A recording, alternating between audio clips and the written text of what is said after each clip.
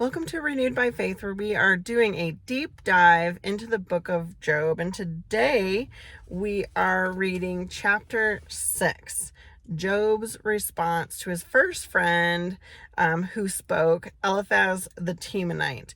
Eliphaz came in, kind of started off by building up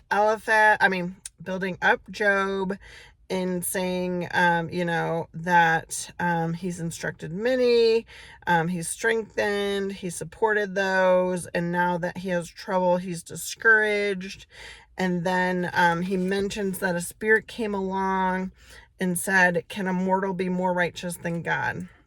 And can a strong man be more pure than his maker? And that was in chapter 4. And then in chapter 5, he kind of calls him a fool and says that if Eliphaz was Job, he would appeal to God, lay his cause before him, and basically, repent, right? Repent for whatever sin that he's done that has brought this suffering upon him. And then goes on about, how mighty God is, and says that, he can redeem Job if he repents, right? So Job responds. So let's read chapter 6 and look at what Job has to say in response to Eliphaz. I'm using the NIV version. Then Job replied, if only my anguish could be weighted and all my misery be placed on the scales, it would surely outweigh the sand of the seas. No wonder my words have been impetuous.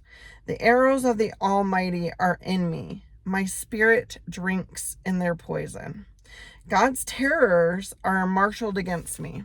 Does a wild donkey bray when it has grass, or an ox bellow when it has fodder? Is tasteless food eaten without salt? Or is there flavor in the sap of the mallow? I refuse to touch it. Such food makes me ill. Oh, that I might have my request, that God would grant me what I hope for, that God would be willing to crush me, to let loose his hand and cut off my life. Then I would still have this consolation, my joy and unrelenting pain, that I had not denied the words of the Holy One. What strength do I have that I should still hope? What prospects that I should be patient? Do I have the strength of stone? Is my flesh bronze? Do I have any power to help myself now that success has been driven from me? Anyone who withholds kindness from a friend forsakes the fear of the Almighty. But my brothers are as undependable as intermittent streams, as streams that overflow when darkened by thawing ice and swollen with melting snow, but that stop flowing in the dry season and in the heat vanish from their channels. Caravans turn aside from their routes. They go off into the wasteland and perish. The caravans of Tema look for water. The traveling merchants of Sheba look in hope. They are distressed because they had been confident. They arrived there only to be disappointed. Now you too have proved to be of no help. You see something dreadful and are afraid. Have I ever said, give me something on my behalf? Pay a ransom for me from your wealth? Deliver me from the hand of the enemy? Rescue me from the clutches of the ruthless? Teach me, and I will be quiet. Show me where I have been wrong. How painful are honest words. But what do your arguments prove? Do you mean to correct what I say and treat my desperate words as wind? You would even cast lots for the fatherless and barter away your friend. But now be so kind as to look at me. Would I lie to your face? Relent. Do not be unjust. Reconsider, for my integrity is at stake. Is there any wickedness on my lips? Can my mouth not discern malice? So let's go back through and see what was Job saying here. First of all, he starts out by saying he is in utter anguish, right? That his anguish and his misery are so bad that it would outweigh the sands on the sea. So he is pretty darn miserable. And then he says, the arrows of the Almighty are in him. So he knows God has strucken him. Strucken? I don't know what kind of word that is, but struck him with, this calamity that he's dealing with. And then he goes on to say that he might have his request that God would grant him what he hopes for. And his hope is that God takes his life. Like, he's ready to die, right? I mean, how many times have we been so miserable that we're like, man, I just wish I was dead. I can't take the pain and the anguish anymore. Could you imagine being in Job's position? He is mourning the loss of his children. He lost everything. He has got these horrific sores all over his body.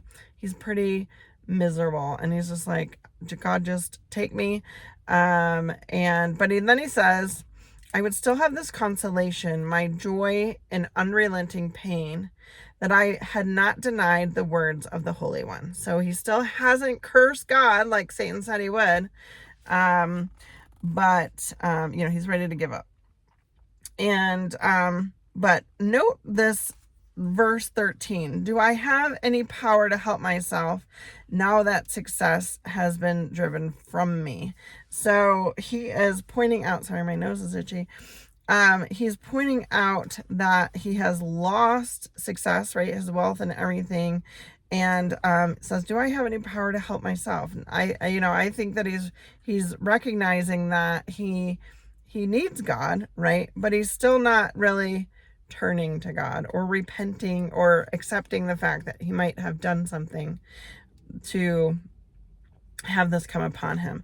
And then he flips it on Eliphaz and he's like, but my brothers are as undependable as intermittent streams. So now he's getting a little bit frustrated with his friend for what, he's doing, right? For his lecture and calling him a fool, right? So I think he's kind of rebuttaling that. And he says, you two have proved to be of no help. You see something dreadful and are afraid.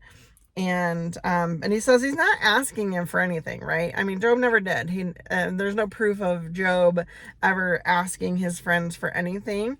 They were great in the beginning. They sat with him through his grief, and now they're kind of poking the bear. And so he's kind of snapping back a bit, and he's like, teach me and I will be quiet. Show me where I have been wrong. So Eliphaz hasn't highlighted what Job has really done yet, besides saying that, there's something that he's done that he needs to repent for. And then he just kind of snaps back at him and says, you would even cast lots for the fatherless and barter away your friend. Like, you're not really being a good friend, is what Job says. And so he says, relent, do not be unjust, reconsider, for my integrity is at stake. Is there any wickedness on my lips?